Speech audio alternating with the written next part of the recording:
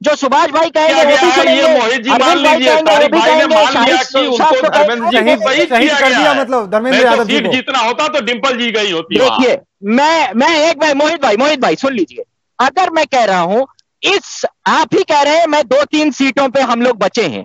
इस क्राइसिस में कौन चाहेगा कि हम एक लोकसभा सीट लूज कर दें? कौन पार्टी चाहेगी? मुझे प्लीज अपने दिल पे हाथ रख के सोच के बताइए, कौन पार्टी चाहेगी कि मैं जानबूझ के हार जाऊं? आप कैसी बात कर रहे हैं? एक तरफ समाजवादी पार्टी अश्वनी साहब सुन तो लीजिए, सर अश्वनी साहब सुन लीजिए, आप ही की बात लोकसभा में ये किया, आपके पास सारा संख्याएं थी, सब कुछ था, बावजूद इसके किसी को आपने निर्दलीय उतार दिया, किसी सहयोगी दल को सीट दे दी, यहाँ लोकसभा में 2 सीटें सीधी सीधी खाली कर दी। मैं तारिक साहब फिर से आपके पास पहुंचूंगा। अश्वनी शाही जी मैं आपके पास में पहुंच रही हूँ, चिंता बहुत ज्यादा व्यक्त की जा रही कि देखिए जो वोटिंग कम हुई है इसको लेकर सवाल बार बार पूछे जा रहे हैं, आजम खान भी पूछ रहे हैं और भी लोग पूछ रहे हैं, तारिक साहब भी कह रहे हैं कि इसको लेकर चिंता व्यक्त करनी चाहिए।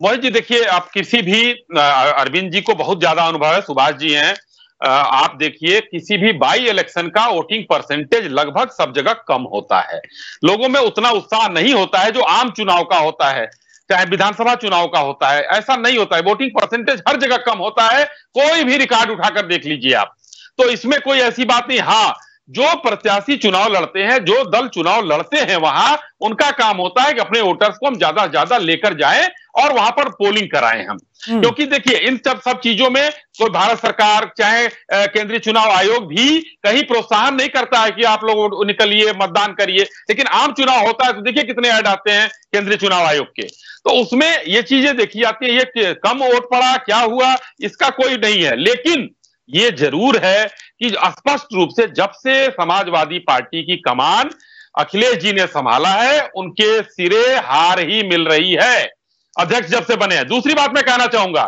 एक जो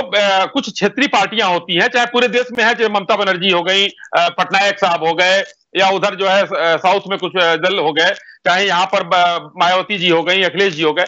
इन लोगों में वन मैन शो होता है। अखिलेश जी के अलावा कोई दूसरा नेता नहीं है, मायावती जी के अलावा कोई दूसरा नेता नहीं है, पटनायक जी के अलावा कोई दूसरा नेता उस टाइप का नहीं है जो जिसकी चीज कही जाए।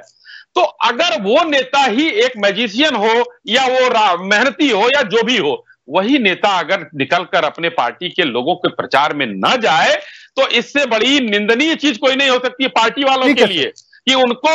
भेज दिया गया और पीछे से कोई सपोर्ट नहीं। आजम खान साहब के साथ भी छल किया गया, धर्मेंद्र यादव साहब के साथ भी छल किया गया। आज समाजवादी पार्टी जो गर्त में जा रही है, और अगला चुनाव मैं आपको बहुत दावे से कह रहा हूं, अगला जो भी चुनाव आ रहा है उसमें देख लीजिएगा समाजवादी पार्टी की क्या स्थिति होगी, चाहे वो यादव वोटर हो, मुस्लिम वोटर हो। कह रहे कि अगर अखिलेश यादव चले गए होते तो कौन सी गारंटी मिल जाती जीत की? देखिए बहुत असर पड़ता है मोहित जी, नेताओं का बहुत। आप ये बताइए कि आज जो है देश में भारतीय जनता पार्टी की मैं बात कर रहा हूं,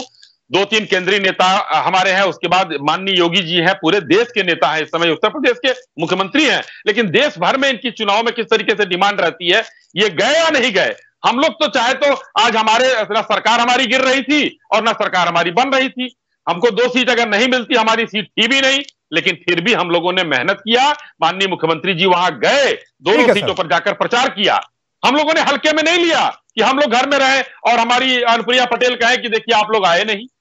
ये नहीं होता है। और जिस तरीके से ओम प्रकाश जी ने कहा है,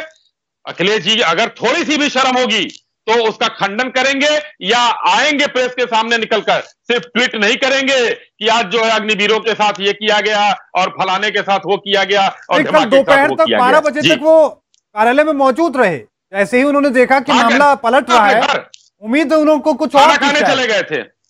बिल्कुल बिल्कुल।